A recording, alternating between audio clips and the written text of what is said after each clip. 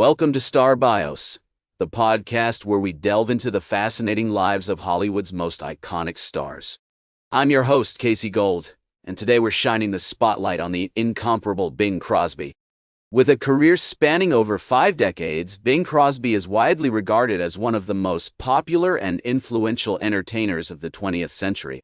From his smooth baritone crooning to his charismatic stage presence, Bing's unique blend of talent, charm, and wit captivated audiences worldwide.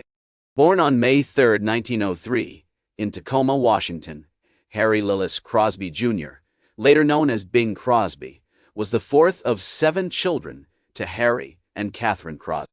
His early life was marked by a strong Catholic upbringing and a loving family that nurtured his passion for music. The Crosby family's home, situated at 1112 North J Street in Tacoma, was often filled with the sounds of singing and laughter, as Bing's parents encouraged their children to develop their musical talents. In 1906, when Bing was just 3 years old, his family moved to Spokane, Washington, a city that would become a lifelong inspiration for him. The picturesque landscapes, vibrant cultural scene, and strong sense of community in Spokane had a profound impact on Bing's formative years. He spent countless hours exploring the city's parks, attending local theater performances, and singing with his siblings. Bing's early education took place at Gonzaga High School, where he excelled in academics and athletics. He was an active member of the school's drama club and sang in the glee club, further honing his musical talents. During this time, Bing also developed a passion for sports, particularly golf and baseball, which would become lifelong hobbies. His love for golf, in particular, would lead him to participate in numerous celebrity tournaments and even own a stake in the Pebble Beach golf links. As a teenager, Bing would often sneak into the local theater to watch vaudeville performances, mesmerized by the likes of Eddie Cantor and the Marx Brothers. He was especially fond of the songs of George M. Cohan, whose patriotic tunes and charming stage presence would later inspire Bing's own brand of entertainment. These early influences, combined with his family's musical traditions, laid the foundation for Bing's future success as a singer, actor, and entertainer.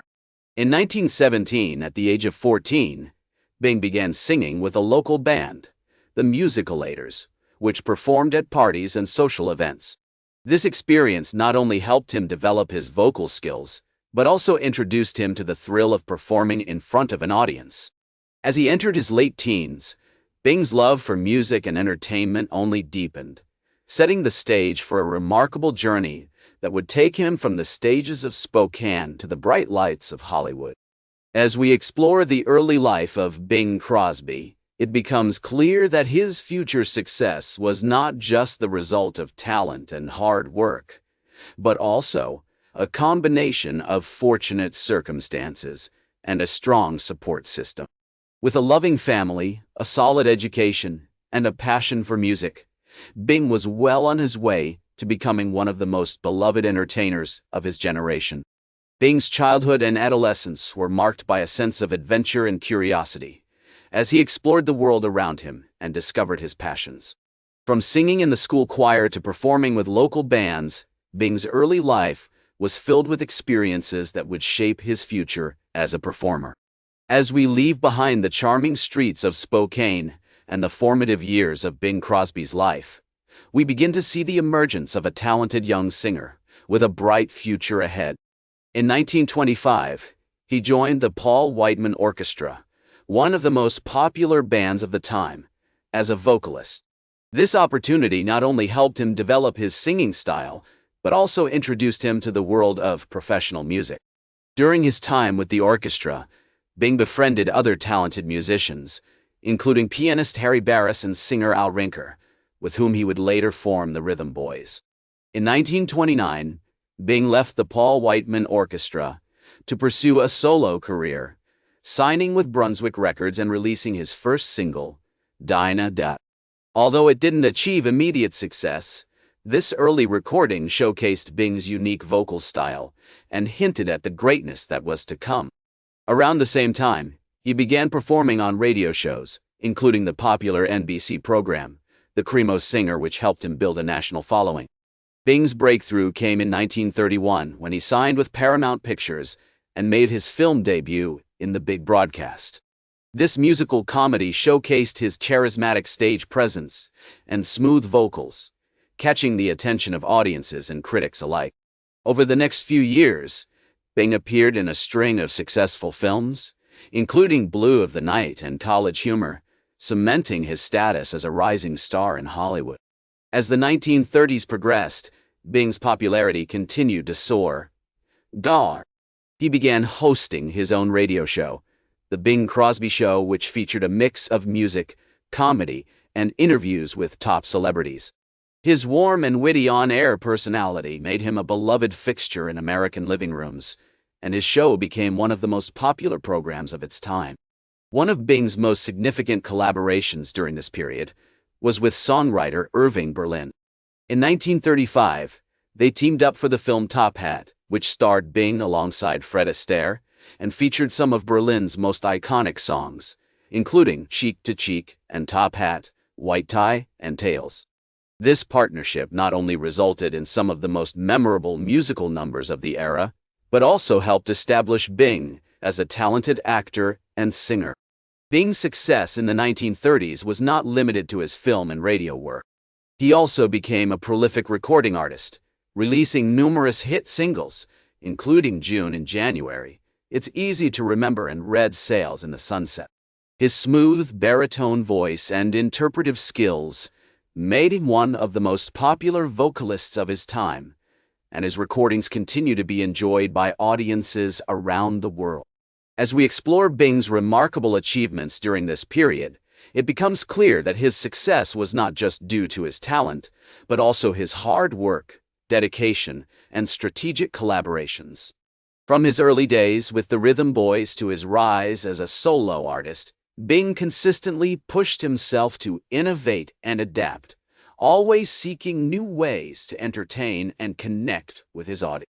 From his days as a young singer in Spokane to his rise as a Hollywood superstar, Bing's unique blend of talent, charm, and wit captivated audiences worldwide. As the United States entered World War II, Bing Crosby was already an established star, with a massive following and a reputation for entertaining troops. In 1942, he began performing for the USO, traveling to military bases and hospitals to boost morale and entertain soldiers. These performances not only showcased his talent, but also demonstrated his patriotism and commitment to supporting the war effort. One of Bing's most iconic roles during this period was in the 1944 film Going My Way, directed by Leo McCarey. The movie tells the story of a young priest, played by Barry Fitzgerald, who is sent to a parish in New York City to help a struggling pastor, played by Bing Crosby. The film was a massive success, earning 7 Academy Awards, including Best Picture and Best Actor for Bing. The following year, Bing starred in another classic film, White Christmas, alongside Danny Kaye, Rosemary Clooney, and Vera Ellen. The movie features some of Irving Berlin's most iconic songs, including the title track White Christmas, which became one of Bing's signature tunes. The film's success was unprecedented, grossing over $12 million at the box office and becoming one of the highest-grossing films of all time. Bing's experiences during World War II also had a profound impact on his personal life. In 1942, he married actress Dixie Lee, with whom he had 4 sons, Gary, Dennis, Philip, and Lindsay. The family would often spend time together at their home in Hillsborough, California, where Bing would relax and pursue his hobbies, including golf and horse racing. As the war came to an end, Bing continued to entertain troops and support the military effort. In 1945, he traveled to Europe with the USO, performing for soldiers and visiting wounded veterans in hospitals. These experiences not only deepened his appreciation for the sacrifices made by those serving in the military, but also inspired him to continue using his platform to support worthy causes. In the years following World War II, Bing's career continued to soar. He appeared in numerous films, including The Country Girl and High Society, and released a string of hit singles, including Swinging on a Star and Tooraloo.